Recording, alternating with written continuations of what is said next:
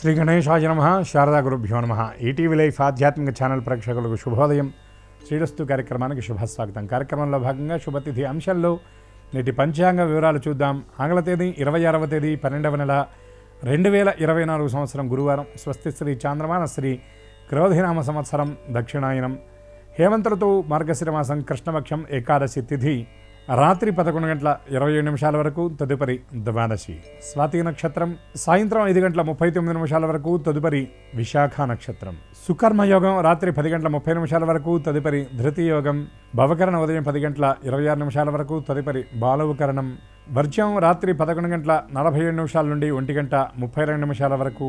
దుర్ముహూర్తం ఉదయం 10:21 నుండి 11:06 వరకు, తిరిగి దుర్ముహూర్తం మధ్యాహ్నం 2:50 నుండి 3:35 వరకు. అమృత ఘడియలు ఉదయం 7:55 నుండి 9:41 వరకు. నేటి రాహుకాలం మధ్యాహ్నం 1:30 నుండి 3 గంటల వరకు. యమగండం ఉదయం 6 గంటల నుండి 7:30 గంటల వరకు. ఇక ఈనాటి విశేషం సర్వ ఏకాదశి. ఈనాడు దీన్ని మతత్రయ ఏకాదశి అని కూడా అంటారు. అట్లాగే మధ్వులు, వైష్ణవులు, అద్వైతులు ముగ్గురు కూడా స్వీకరించేటటువంటి రీతిలో ఏకాదశి తిథి ఈనాడు ఉన్నది. దీనిని విమల ఏకాదశి అని కూడా అంటారు. విమల అనేటటువంటి పేరు లక్ష్మికి ఉన్నటువంటి మరొక పేరు. అంటే నిర్మలమైనటువంటి సంపద, స్వచ్ఛమైనటువంటి సౌభాగ్యం, సమృద్ధితో కూడినటువంటి సంపదను విమల అని అంటారు. అటువంటి విమల ఏకాదశి ఈనాడు మనకు సంప్రదాయంలో చెప్తారు. స్వామి పుష్కరిణి స్నానం, సద్గురోహ పాదసేవనం, ఏకాదశి వ్రతం చాపి త్రయోరత్యంత దుర్లభం అని. ఏకాదశి వ్రతం చేయటం కూడా ప్రయత్నపూర్వకంగా సాధ్యమయ్యేది కాదు. గత పుణ్యం ఉంటేనే, స్వామి యొక్క కరుణ మనకి దానికి పూర్వంగా ఉంటేనే మనం ఏకాదశి వ్రతాన్ని చేయగలుగుతాం. అయితే ఈ ఏకాదశి వ్రతం చేయడానికి అనేకమైనటువంటి విధానాలు శాస్త్రంలో చెప్పారు. మొట్టమొదటిది ఏమిటి ఈ విధానంలో అంటే సూర్యోదయానికి ముందే లేవడం. అందులో ధనుర్మాసం కనుక తెల్లవారుజామున బ్రాహ్మీ ముహూర్తంలోనే లేచి స్నాన సంధ్యాదులు పూర్తి చేసుకొని విష్ణు దేవాలయానికి వెళ్ళి అక్కడ స్వామిని అర్చన చేసిన తరువాత ఏకాదశి వ్రతానికి సంకల్పం చేయాలి. ఏకాదశి వ్రతం అనేది 3 రోజుల ప్రక్రియ. దశమి రోజు రాత్రి భోజనం చేయకుండా ఉండాలి. దశమి నాడు ఏకభక్తం చేయాలి. ఏకాదశి నాడు నిరాహారంగా ఉండాలి. ద్వాదశి నాడు ఉదయం పూట పారణ అనేటటువంటి పేరుతో మధ్యాహ్నం లోపలే సూర్యోదయమైన ప్రభృతి 3 గంటల లోపే విష్ణుదేవతారాధన చేసి అతిథి అభ్యాగతుల్ని ఆదరించి ఇతోధికమైనటువంటి దానం చేసి విష్ణువుని అర్చించి విష్ణుమూర్తికి ఏదైతే నివేదన చేస్తామో ఆ పదార్థమే భుజించాలి. అట్లాగే ద్వాదశి రోజు కూడా ఏకభక్తం చేయాలి. ఇలా 3 రోజుల మేలి కలయిక ఈ 3 రోజులు ఆచరించేటటువంటిది ఏకాదశి వ్రతం. ఈ ఏకాదశి నాడు నిరాహారంగా ఉండడం, నిరాహారో ఉపవాస అని మనకి నిఘంటువులో కనబడుతుంది. కానీ విశేషమైనటువంటి అర్థం ఏమిటంటే ఉప సమీప్యతే ఇది వాసః. రోజుటి కంటే కూడా భగవంతుడికి మనం దగ్గరగా ఉండడం. ఉదాహరణకి మనం కార్యస్థానానికి వెళ్ళేటటువంటి వాళ్ళు వారంలో 5 రోజులు 6 రోజులు ఇంట్లో ఎక్కువ సమయం ఉండరు. కానీ సెలవు రోజు ఇంటి వాళ్ళతో దగ్గరగా కుటుంబ సభ్యులతో గడుపుతారు. అట్లాగే మిగిలినటువంటి రోజుల్లో చేసేటటువంటి దేవతారాధన కంటే ఏకాదశి నాడు ఇంకా విశేషంగా చేయటం, ఇంకా భగవంతుడికి దగ్గర అవ్వడమే ఈ ఉపవాసం అనేటటువంటి పదంలో ఉన్నటువంటి అర్థం. అయితే ఇక్కడ ఆహారాన్ని స్వీకరించకపోవడానికి ఉన్నటువంటి కారణం ఏమిటి, పెద్దలు ఎందుకు ఇటువంటి సంప్రదాయాన్ని ఏర్పాటు చేశారంటే రోజుట్లాగా ఆహారం తీసుకుంటే నిద్ర ఇత్యాది స్థితులు శరీరానికి వస్తాయి కాబట్టి అటువంటి ఆ దైహికమైనటువంటి విషయాలు ఈ భగవదారాధనకు అడ్డంకిగా మారకూడదు అనేటటువంటి ఉద్దేశ్యంతో కేవలం ఫలహారం, తులసి తీర్థం ఇటువంటి వాటినే గ్రహించమని పెద్దలు ఏర్పాటు చేశారు. అట్లాగే ఈ రోజున వీలైనంత వరకు ఎక్కువగా విష్ణునామాలను స్మరించడం, విష్ణునామాన్ని స్మరిస్తూ ఉండడం, విష్ణు స్తోత్రాలను పారాయణ చేయటం అనేది అది ప్రధానమైనటువంటి విధిగా చెప్పారు. ఈ విధంగా విధి విధాన పురస్సరంగా ఎవరైతే ఏకాదశి వ్రతాన్ని చేస్తారో వారందరికీ సమస్త శుభాలు కలుగుతాయి. అట్లాగే ఏకాదశి వ్రతం చేయటంలో ఉన్నటువంటి మరొక అంతరార్థం ఏమిటండి అన్నారు. మనం ఏ కార్యక్రమం చేసినా కాయేన వాచ మనసేంద్రియైర్వా బుద్ధ్యాత్మనావా ప్రకృతే స్వభావాత్ కరోమి యద్యత్ సకలం పరస్మై నారాయణాయేతి సమర్పయామి అని చెప్తాం. సహజంగా మనం ఏ పని చేసినా కూడా 5 కర్మేంద్రియాలు, 5 జ్ఞానేంద్రియాలు, వీటిని నియంత్రించేటటువంటి మనస్సు, ఈ 11ని ఏకీకృతం చేస్తేనే చేసేటటువంటి కార్యక్రమం సఫలం అవుతుంది. అటువంటి 11టిని నియంత్రించి 11 పరిపూర్ణత అవ్వడం కోసం, పావనం అవ్వడం కోసం చేసేటటువంటి వ్రతమే ఏకాదశి వ్రతం. అందులో మనస్సుకు చాలా విశేషం ఉన్నది. ఇంద్రియాణ మనస్యోహం అని కృష్ణ పరమాత్మ భగవద్గీతలో చెప్పాడు. అటువంటి ఆ మనస్సుని నియంత్రించేటటువంటి స్థితి ఏకాదశి వ్రతం వల్ల కలుగుతుంది. సాత్విక భావ సంపన్నత కూడా ఏకాదశి వ్రతం వల్ల కలుగుతుంది. ఏకాదశి వ్రతం చేయటం వల్ల మనస్సు, వాక్కు, శరీరం 3 పవిత్రం అవుతాయని శాస్త్రవచనం. అటువంటి ఈ పర్వదినమైనటువంటి ఏకాదశి నాడు విష్ణుదేవుడి యొక్క కృప అందరికీ పరిపూర్ణంగా ఉండాలి అని ఆశిస్తూ వాసుదేవ నామస్మరణ పురస్సరంగా స్వస్తి.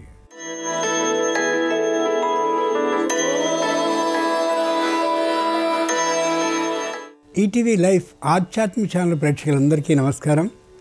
శ్రీరస్తు కార్యక్రమంలో గ్రహయోగం అంశానికి స్వాగతం. ఈనాటి గ్రహయోగం అంశంలో మేషాది ద్వాదశ రాశుల వారికి కలిగే శుభ అశుభ ఫలితాలని, అవసరమైన సందర్భాల్లో ప్రత్యామ్నాయ మార్గాలని తెలుసుకుంటారు.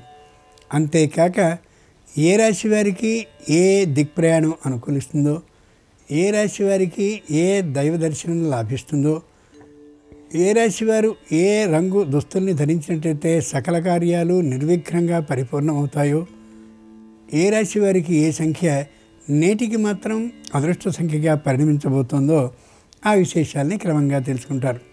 ముందుగా నేటి పంచాంగం. ఈరోజు ఏకాదశి, గురువారం, నక్షత్రం స్వాతి. నేటి ప్రత్యేకత, ఈ రోజుని విమల ఏకాదశి అంటారు, సఫల ఏకాదశి అంటారు. ఏకాదశి గురువారం వ్రతాలని చేసుకుంటారు, వ్రత ప్రారంభాన్ని చేస్తారు. పైగా దీన్ని గురు ఏకాదశి అని కూడా వ్యవహరిస్తారు. ఇంతటి గొప్పతనం కలిగినటువంటి రోజు ఇది. ఇక నేటి గ్రహస్థితిని పరిశీలించి చూస్తే వృషభంలో గురుడు వక్రీకరించున్నాడు, కర్కాటకంలో కుజుడు వక్రీకరించున్నాడు, కన్యలో కేతు ఉన్నాడు, తులలో చంద్రుడున్నాడు, వృశ్చికంలో బుధుడున్నాడు, ధనుస్సులో రవి ఉన్నాడు, మకరంలో శుక్రుడున్నాడు, కుంభంలో శని ఉన్నాడు, మీనంలో రాహు ఉన్నాడు. ఈ తాత్కాలిక గ్రహస్థితి ఆధారంగా ద్వాదశ రాశుల వారికి కలిగే శుభ అశుభ ఫలితాలని క్రమంగా పరిశీలించి చూద్దాం. ముందుగా మేషరాశి.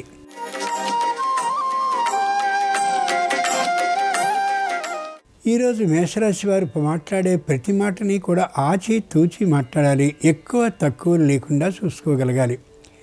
ఎదుటివారిని శత్రువుగానే భావిస్తూ మాటల్లో వ్యతిరేకత గోచరిస్తుందనే భయంతో ఆలోచించి మాత్రమే మాట్లాడడం అత్యవసరం.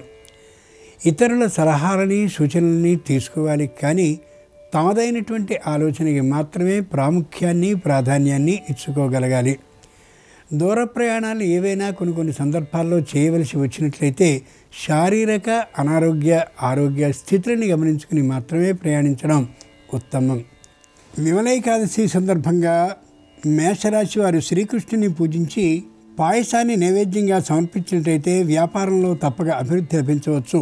తూర్పు దిక్ ప్రయాణం అనుకూలం, కలిసొచ్చే రంగు తెలుపు, అదృష్ట సంఖ్య 2.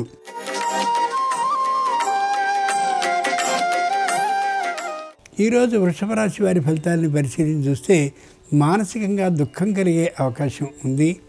ప్రతి విషయంలోనూ కూడా వ్యతిరేకత ఎదురయ్యేటటువంటి విధానం గోచరిస్తోంది. ముఖ్యంగా కుటుంబంలో ఉండేటువంటి సభ్యులతోనూ బంధుజనంతోనూ మాట్లాడేటువంటి సందర్భంలో అపోహలు అపార్థాలు వచ్చే అవకాశం గోచరిస్తోంది. ముఖ్యంగా న్యాయస్థానంలో ఏవైనా తీర్పులు రావాల్సి ఉన్నట్టయితే వ్యతిరేకమైన తీర్పుకి అవకాశం ఉంది, కాబట్టి వాయిదా కోరడం చాలా అవసరం. విమల ఏకాదశి సందర్భంగా వృషభ రాశి వారు సంతాన వేణుగోపాల స్వామి వారిని పూజించి నారింజ పండుని నైవేద్యంగా సమర్పించినట్లయితే ఆకస్మిక ధన లాభం కలిగే అవకాశం ఉంది. ఈశాన్య దిక్ ప్రయాణం అనుకూలం, కలిసొచ్చే రంగు పసుపు పచ్చన, అదృష్ట సంఖ్య 3.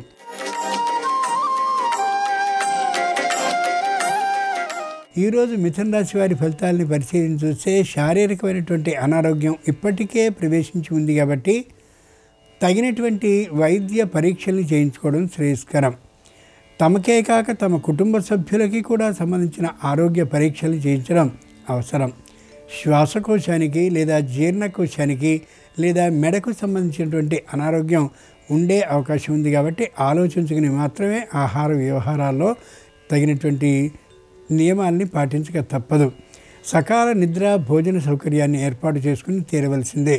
విమల ఏకాదశి సందర్భంగా మిథున రాశి వారు రుక్మిణీ కృష్ణుల్ని పూజించి ద్రాక్ష పండ్లను నైవేద్యంగా సమర్పించినట్టయితే విదేశీయాన సౌకర్యంతో పాటు ఆర్థిక లాభం కూడా కలిగే అవకాశం ఉంది. నివృత్తి దిక్ ప్రయాణం అనుకూలం, కలిసొచ్చే రంగు నలుపు, అదృష్ట సంఖ్య 4.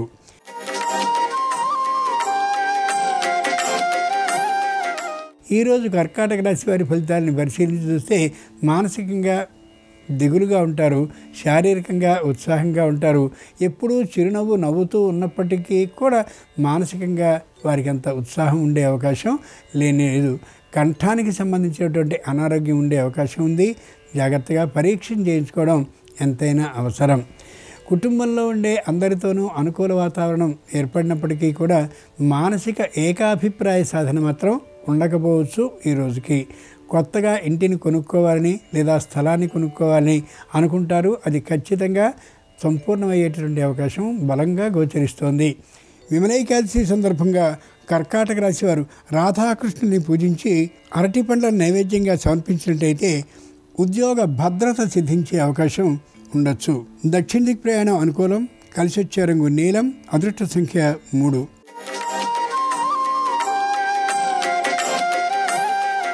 ఈరోజు సింహరాశి వారి ఫలితాలని పరిశీలన చూస్తే తాత్కాలికమైనటువంటి అశాంత భావం గోచరిస్తోంది. అంతేకాక ఇంతకుముందు ఏవైనా స్థలాలు, పొలాలు, భూములు, ఇళ్ళు కొనడం కోసం ఇచ్చినటువంటి అడ్వాన్సుల్ని ఆర్థికమైనటువంటి లోటు కారణంగా తిరిగి రావాల్సిన పరిస్థితి ఏర్పడవచ్చు. ఎవరిని మాటతో నమ్మడం కాకుండా పత్రం ద్వారానే ఏ విషయమైనా సరే సాగించడం, ఆ వ్యవహారాల్ని సాగించడం చాలా అవసరం. మధ్యలో ఉండేటటువంటి ఏ మధ్యవర్తులు ఎవరైతే ఉన్నారో వాళ్ళు అనుకూలమైనటువంటి సమయంలో వెంటనే జారిపోయే అవకాశం ఉంది. కాబట్టి పత్రముఖంగానే వ్యవహారాలన్నింటినీ సాగించడం శ్రేయస్కరం. న్యాయస్థానంలో అపరిష్కృతంగా ఉన్నటువంటి సమస్య మరికొంత దూరం సాగే అవకాశం ఉంది, వాయిదా పడే అవకాశం ఉంది. కానీ జాగ్రత్తగా ఉండడం అవసరం. విమలేకాదశి సందర్భంగా సింహరాశి వారు వటపత్రశాయిని పూజించి బెల్లపు ముక్కల్ని నైవేద్యంగా సమర్పించినట్టయితే అనుకూలమైనటువంటి వార్త వినే అవకాశం ఉంది. ఉద్యోగ ప్రాప్తి అయ్యే అవకాశం కూడా ఉండొచ్చు. తూర్పు దిక్ ప్రయాణం అనుకూలం. కలిసి వచ్చే రంగు నీలం. అదృష్ట సంఖ్య 2.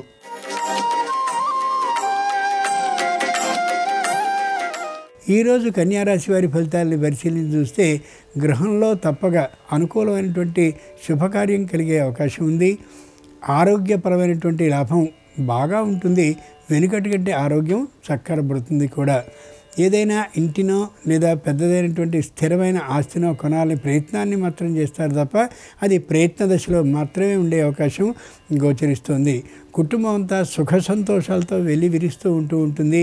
కొత్త సంవత్సరం కోసమని ఆలోచనల్ని చేస్తూ ఉంటారు. ఆనందకరంగా దాన్ని నిర్వహించడం కోసం తల్లిదండ్రుల ఆరోగ్యం చక్కగా ఉంటుంది. ఏ విధమైన అనారోగ్య భావం లేకుండా ఉంటుంది. ఆర్థికమైనటువంటి స్థితిలో ఏమాత్రం లోటు ఉండదు. అన్ని వృత్తులు, వ్యాపారాల వారికి కూడా అనుకూలంగా ఉండే అవకాశం స్పష్టంగా గోచరిస్తోంది.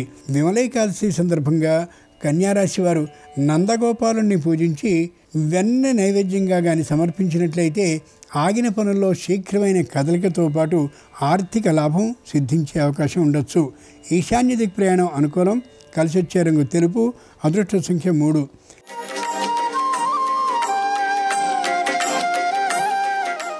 ఈరోజు తులారాశి వారి ఫలితాలని పరిశీలించి చూస్తే తీవ్రమైనటువంటి అసహన భావంతో ఉంటారు. తరచూ కోపం వస్తూ ఉంటుంది. తమ మీద తమకే ఏదో విధమైనటువంటి తెలియని అసహ్యము కలిగే అవకాశం ఉంది. కొద్ది జాగ్రత్తగా కానీ ఉన్నట్లయితే, మౌనాన్ని ఎక్కువ పాటించినట్లయితే పరిస్థితిలో తప్పనిసరిగా మార్పు కలిగించే అవకాశం ఉండొచ్చు. ఏదైనా కొత్తదైనటువంటి పెద్దదైన స్థిరమైన ఆస్తిని కొనాలి అని అనుకున్నట్లయితే ఆ రంగంలో నైపుణ్యం ఉన్నటువంటి వారిని సంప్రదించి మాత్రమే చేయడం శ్రేయస్కరం తప్ప సొంత ఆలోచనకి అనుగుణంగా దూసుకు వెళ్ళడం మంచిది కానే కాదు. శారీరకమైనటువంటి అనారోగ్యం ఇప్పటికే ప్రవేశించి ఉంది కాబట్టి మధ్యమ వైద్య పరీక్షలు చేయించుకోవడం అవసరం. అన్ని విషయాల్లోనూ రాజీ పడేటువంటి తనాన్ని బాగా అలవాటు చేసుకోగలగాలి. తల్లిదండ్రుల్లో ఒకరి మాట మరింత వేదవాక్కుగా అనిపిస్తూ ఉంటుంది కాబట్టి వారి మాటని గుడ్డిగా అనుసరించడం కాకుండా కొద్ది ఆలోచనాత్మకంగా చేసుకుని దానికి అనుగుణంగా వ్యవహరించడం మంచిది. విమల ఏకాదశి సందర్భంగా తులారాశి వారు బాలకృష్ణుని పూజించి శరకురసాన్ని నైవేద్యంగా సమర్పించినట్లయితే ఆరోగ్య లాభం కలుగుతుంది. అంతేకాక భూ లాభసిద్ధి కూడా అవ్వచ్చు. వాయువ్య దిక్ ప్రయాణం అనుకూలం. కలిసి వచ్చే రంగు ఎరుపు. అదృష్ట సంఖ్య 7.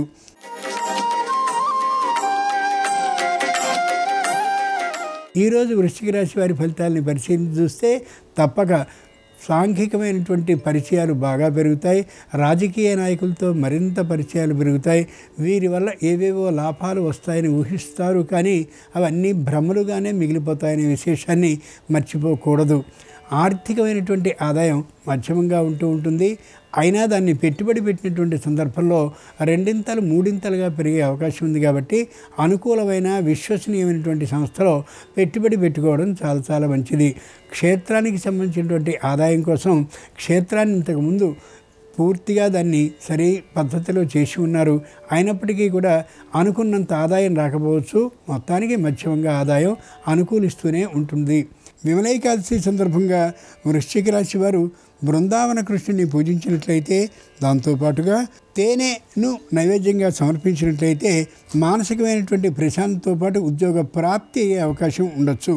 ఉత్తర దిక్ ప్రయాణం అనుకూలం. కలిసి వచ్చే రంగు తెలుపు. అదృష్ట సంఖ్య 5.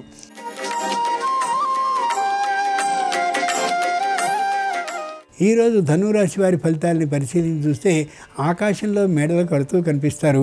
ఇంటిని కొనాలని, స్థలాన్ని కొనాలని, భూముల్ని ఏర్పాటు చేసుకోవాలని, పిల్లల్ని పెద్ద పెద్ద చదువులు చదివించాలని ఎన్నెన్నో ఆలోచనలు కంటారు.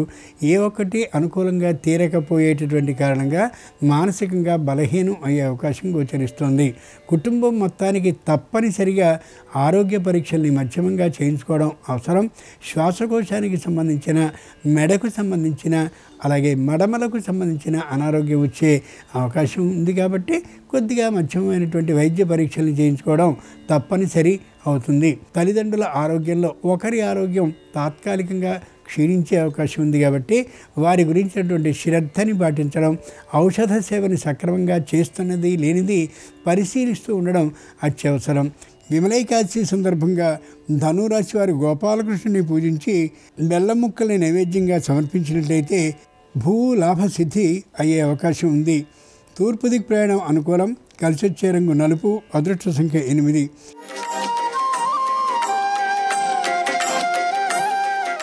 ఈరోజు మకర రాశి వారి ఫలితాలని పరిశీలించి చూస్తే సంతానం అనుకూలంగా ఉంటారు.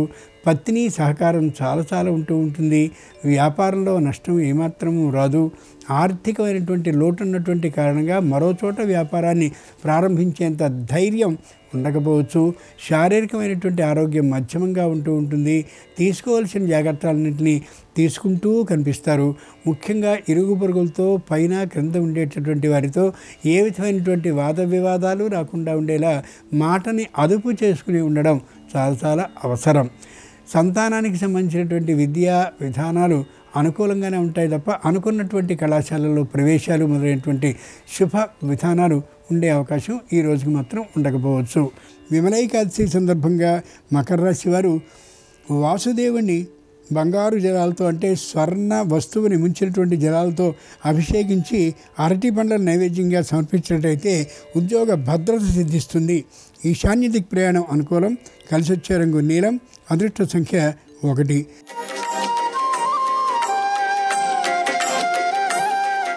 ఈరోజు కుంభరాశి వారి ఫలితాలని పరిశీలించి చూస్తే మానసికంగా దృఢంగా ఉంటారు. శారీరకంగా మధ్యమైన ఆరోగ్యంతో ఉంటారు. ఆరోగ్య పరీక్షలు చేయించుకోవడం అవసరం. న్యాయస్థానంలో ఇంకా అపరిష్కృతంగా ఏవైనా సమస్యలు ఉన్నట్లయితే అనుకూలమైనటువంటి తీర్పు, దాంతోపాటుగా ఆర్థికమైనటువంటి లాభం కలిగే అవకాశం ఉంది. అయితే ఆర్థిక లాభం కలగడానికి మాత్రం మరికొద్ది సమయం పట్టొచ్చు.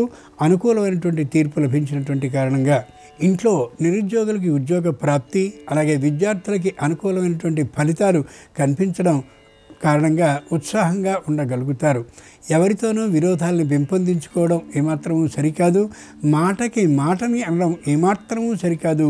ఈ రోజున మౌనాన్ని వహించడం, చిరునవ్వు నవ్వి ఊరుకోవడం చాలా ఉత్తమం. విమలేకాదశి సందర్భంగా కుంభరాశి వారు దేవకీనందరుణ్ణి తామ్ర జలంతో, అంటే రాగి వస్తువు ముంచినటువంటి జలంతో అభిషేకించి బెల్లం ముక్కల్ని నైవేద్యంగా సమర్పించినట్టయితే ఉద్యోగ లాభం అవ్వచ్చు. ఈశాన్య దిక్ ప్రయాణం అనుకూలం. కలిసి వచ్చే రంగు తెలుపు. అదృష్ట సంఖ్య 8.